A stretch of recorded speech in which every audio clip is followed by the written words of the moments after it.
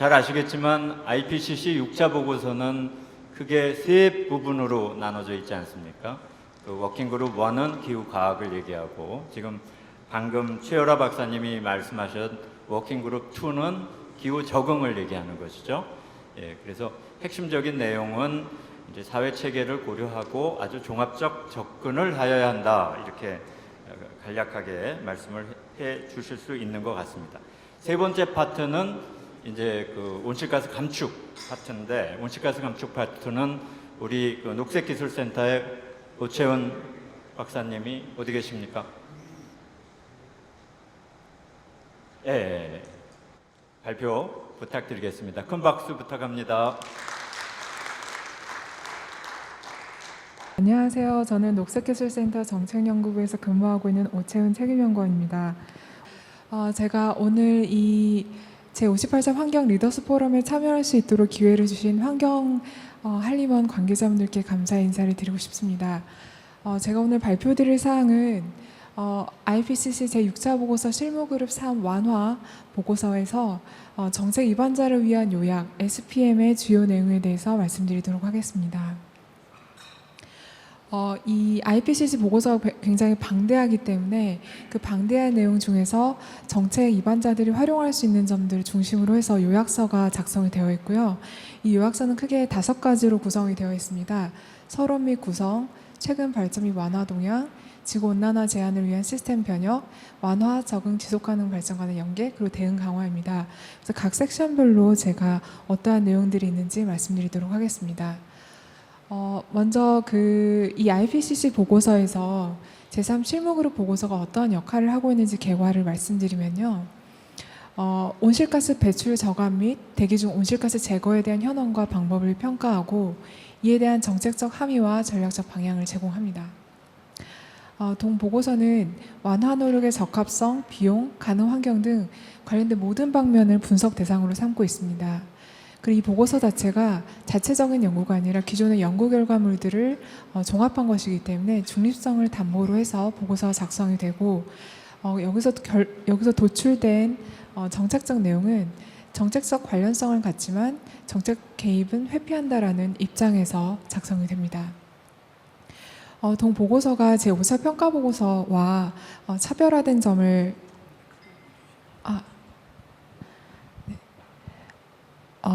이 6차 평가 보고서가 기존의 5차 평가 보고서와 이제 차별점을 갖는데요. 그 차별점에 대해서 5가지 개념적 접근으로 말씀드리도록 하겠습니다. 동 보고서가 굉장히 이제 이번 보고서가 갖는 이제 특징이라고 볼 수 있는데요. 먼저 첫 번째는 2015년에 채택된 파리협정이라던가 지속가능 발전을 위한 UN 2030 아젠다 설정 등 국제적인 변화 추세가 반영되어 있습니다. 두 번째는 완화 노력을 하는 주체에 있어서 정부 섹터뿐만이 아니라 도시나 민간 섹터, 토착민, 지역사회, 시민, 청년, 초국가 이니셔티브, 민간 및 공공기관 등 다양한 주체들이 고려되고 있습니다. 세 번째는 이게 완화 보고서긴 하지만 완화 단독의 노력뿐만이 아니라 적응 그리고 지속가능 발전 경로와의 연계성이 강조됩니다. 네 번째는 이제 완화를 하기 위한 다양한 접근법들이 있는데 이번 보고서에서는 수요 관리에 대한 사항, 그리고 기술 개발 및 이전 그리고 혁신에 대한 사항이 별도 챕터로 들어가서 굉장히 강조되고 있음을 알 수 있습니다. 그리고 마지막은 사회과학을 포함한 다양한 분야의 분석 체계로서 경제적 효율성이나 형평성, 기술 사회적 전환 과정, 그리고 사회 정치적 체계 등이 평가 체계로서 이제 고려가 되었습니다. 그래서 앞서 말씀드린 바와 같이 동 보고서는 굉장히 분량이 크고요. 총 17개 챕터로 되어 있는데 각 챕터가 거의 200페이지가 넘습니다. 그래서 총 챕터 17개 챕터를 이제 구분을 하면 이제 처음에 서론과 배출 추세 및 완화 경로가 있고, 그리고 완화를 하기 위한 조치로서 챕터 5에 수요 조치의 완화 조치가 있고, 그리고 공급 측면에서 산업군별 완화 조치들이 있습니다. 그리고 마지막으로 비기술적인 완화 조치가 언급되어 있습니다. 다음으로 최근 발전 및 완화 동향에 대한 섹션에 대해서 말씀드리도록 하겠습니다. 먼저 전 지구적 배출 동향입니다. 동 보고서는 2019년 기준으로 해서 전 지구적 순 배출량을 계산하고 있는데요. 연간 59 플러스 마이너스 6.6 기가톤 CO2 이퀴벌런트가 배출되는 것으로 나와 있습니다. 그래서 59 기가톤을 기억해 주시면 되는데요. 이 수치는 2010년 배출량 대비 12%, 그리고 1990년 배출량 대비 54%가 높은 수치입니다.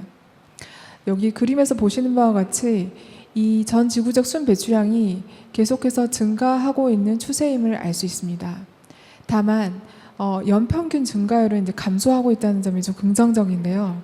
2000년에서 2009년 연평균이 2.1%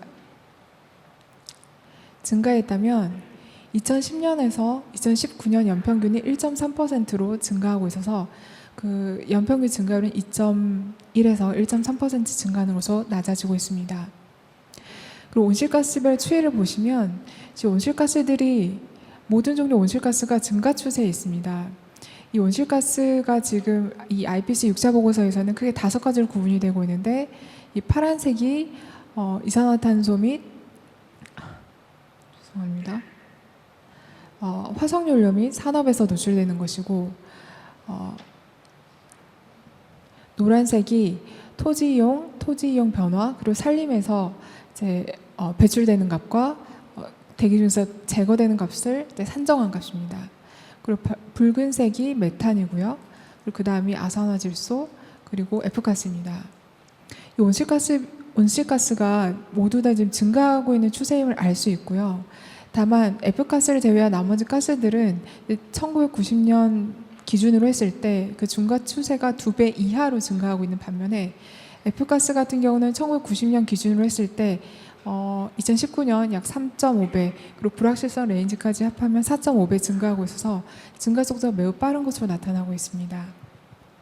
이 전 지구적 배출 동향을 보면 1850년부터 2019년 누적 이산화탄소 배출량을 보게 되면 2,400 플러스 마이너스 240 기가톤 CO2인데요. 이 중 42%가 1990년에서 2019년에 배출되었습니다. 그래서 저희가 1.5도시 경로 또는 2도시 경로가 굉장히 강조가 되고 있는데, 이 중에서 1.5도시 경로의 탄소 허용 배출량의 5분의 4가 이미 배출되었고, 이제 남아있는 양은 5분의 1밖에 남아있지 않다라는 점을 시사하고 있습니다. 다음은 배출량 격차입니다. 지역별로 큰 배출량 차이를 보이고 있는데요. 이 그림에서 보시는 바와 같이 1850년부터 2019년까지 누적 화석연료 이산화탄소 배출량에서 북아메리카가 가장 높은 수치 23%이고요. 그 다음이 유럽, 그리고 그 다음이 동아시아입니다. 그리고 가장 낮은 곳이 이제 남아시아와 중동인데, 여기서 우리나라가 지금 동아시아에 들어가 있습니다. 동아시아에 지금 중국, 몽골, 한국, 남북한 포함해서 한국이 들어가 있는데, 한국이 이 동아시아로 지금 이제 구성이 되어 있어서 굉장히 높은 포션의 그 배출을 하고 있는 그룹으로 되어 있어서 좀 불리한 상황으로 보실 수 있겠습니다. 다음으로 지역별 1인당 배출량을 보시게 되면 2019년 기준으로 했을 때 온실가스 배출량, 1인당 온실가스 배출량을 보시게 되면 가장 높은 곳이 북아메리카로 1년에 약 19톤, 그리고 가장 낮은 곳이 남아시아인데 2.6톤을 배출하는 것으로 나와 있습니다. 다음은 기후변화 완화 기술의 보급 동향에 대한 사항이 들어가 있습니다. 그 기후변화의 완화를 위해서 저배출 기술이 이제 중요하게 강조가 되고 있는데, 2010년 이래 꾸준히 단가가 하락하고 보급량이 증대하는 것으로 나와 있습니다. 태양광 단가가 85% 하락하고 보급량이 10배가 증가를 했고, 배터리 단가는 85%가 하락하고 보급량은 100배가 증가한 것으로 나타나 있습니다. 이 그림에서 보시는 바와 같이 지금 그 IPCC 6차 보고서 SPM 상에서는 대표적으로 태양광 발전, 육상 풍력, 해상 풍력, 직광형 태양력 발전, 그리고 전기자동차 배터리 기술이 대표적으로 단가가 하락된 이제 저배출 기술의 예시로 들어가 있는데요. 이쪽 그림에서 보시게 되면 이제 회색으로 표시된 구간이 화석연료 단가입니다. 그래서 태양광 발전 같은 경우는 2000년을 기준으로 했을 때 단가가 굉장히 하락을 하고, 2020년 기준으로 했을 때 그 단가가 화석연료와 경쟁할 수 있는 수준으로 하락한 것을 볼 수 있습니다. 직광형, 태양형 발전도 마찬가지이고요. 육상풍력과 해상풍력 같은 경우는 2000년대에 이미 화석연료와 이제 경쟁할 수 있는 단가였는데 지속적으로 단가를 2020년대까지 계속 하기 위한 노력이 이루어졌고 보시게 되면 굉장히 많은 보급량이 있는 것으로 알 수 있습니다. 이렇게 단가가 하락하기 위해서 필요한 정책 수단은 혁신 정책이고요. 이 동 보고서에서는 기술 주도의 정책 차원에서 공공 R&D 투자 그리고 실증 사업과 시범 사업에 대한 비용 지원이 강조되었습니다. 그리고 수요 견인 정책 차원에서는 보조금 지원이 언급되고 있습니다. 이러한 기후변화를 타겟팅한 저배출 기술뿐만이 아니라 일반 목적의 기술 중에서 디지털 기술이 완화에 역시 기여할 수 있다는 점이 언급되어 있습니다. 예시로서 센서와 IoT, 로봇, 인공지능 등에 대한 기술들이 에너지 관리 향상이라던가 에너지 효율성 증대, 저배출 기술의 채택 증진, 경제 기회 창출 등의 장점을 가지고 있다는 점이 언급되어 있습니다. 다만 이러한 디지털 기술이 활용됨으로써 에너지 효율성 측면에서 굉장히 이제 장점이 있지만 그만큼 디지털 기술이 활용됨에 따라서 상품이나 서비스 수요 증대로 인해서 완화 기여도가 상쇄될 수 있다는 부정적인 측면이 언급되었고 또한 전자제품 폐기물이나 노동 환경, 디지털 격차 문제가 적절히 관리되었을 때 이 장점이 더욱 효과를 발휘할 수 있다라고 언급되어 있습니다. 다음은 2030년 NDC 목표 대비 배출량 격차입니다.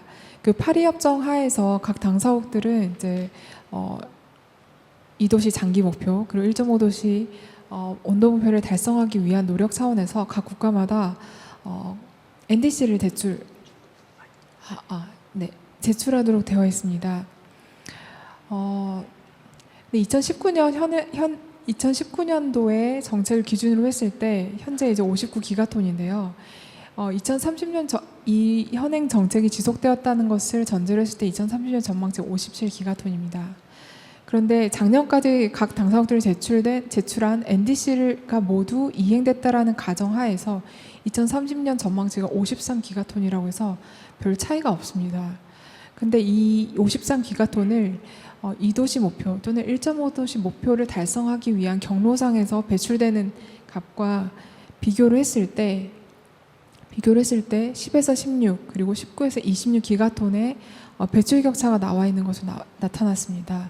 즉 53기가톤보다 훨씬 더 적은 값이 배출되어야만 2도시 목표와 1.5도시 목표가 달성될 수 있다는 점입니다.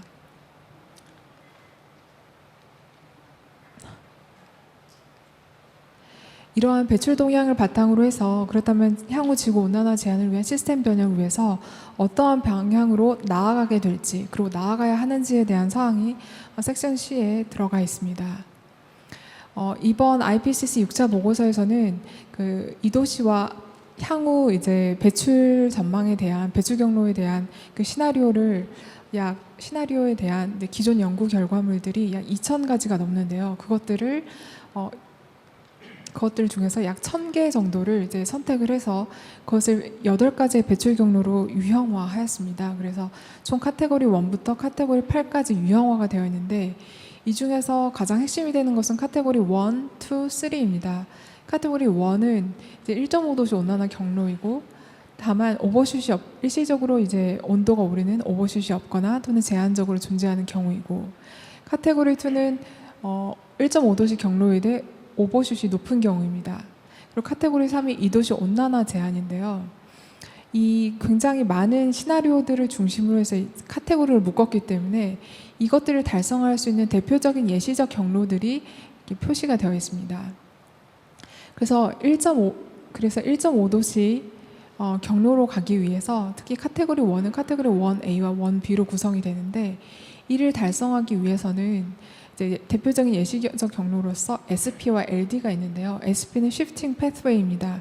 즉 지속가능 발전을 위한 경로로서 급격히 전환을 하거나 또는 LD, Low Demand, 그러니까 우리가 활용하고 있는 자원이라든가 에너지에 대한 디맨드를 급격히 낮추는 정책을 시행하고 이행했을 때 이 1.5도씨 경로 온실가스 넷제로 달성이 가능하다는 것이고 두 번째는 REN이라고 해서 재생에너지를 급격히 그리고 과감하게 보급하고 활용했을 때 C1B, CO2 넷제로를 달성할 수 있는 경로로 갈 수 있다는 것입니다. 그리고 카테고리 2, 1.5도씨 온난화 제한으로 복귀하되 높은 오버슛이 있는 경우, 이 경우에는 NEG라고 해서 이제 우리가 굉장히 온도가 급격히 상승했을 때 우리가 하고 있는 그 완화 행동을 모두 할 수 없기 때문에 대신 대기 중에서 온실가스를 제거하는 활동들을 하는 정책들을 했을 때 이것이 달성 가능하다고 되어 있습니다. 그리고 카테고리 3은 이제 2도시 경로로서 즉각적인 완화 행동을 시작하거나 또는 gradual strengthening이라고 해서 지속적으로 우리가 목표를 강화하고 행동을 했을 때 달성 가능하다고 되어 있습니다. 그래서 이러한 행동을 하지 않고 우리가 current policy, 여기 current fuel이라고 되어 있는데 우리가 현재 정책을 계속해서 지속하게 된다면 2100년의 온도가 3.5도씨까지 증가하고 또는 moderate action, 우리가 제출한 NDC를 달성하고자 하는 행동을 했을 때 2100년 온난화 온도가 2.7도까지 상승하는 것으로 나와 있습니다. 따라서 우리가 1.5도씨 완화 경로를 타기 위해서는 2030년까지 43%를 감축하고 2도씨 경로를 타기 위해서는 2030년까지 27%를 감축해야 된다는 결론이 나와 있습니다. 그래서 이러한 그 시나리오상에서 우리가 1.5도씨 또는 2도씨 경로를 타기 위해서 어떤 행동을 해야 되는지에 대한 이제 몇 가지 예시적인 완화 경로를 바탕으로 해서 이 보고서에서는 수요 측면과 공급 측면에서 어떠한 행동을 해야 되는지가 언급이 되어 있습니다.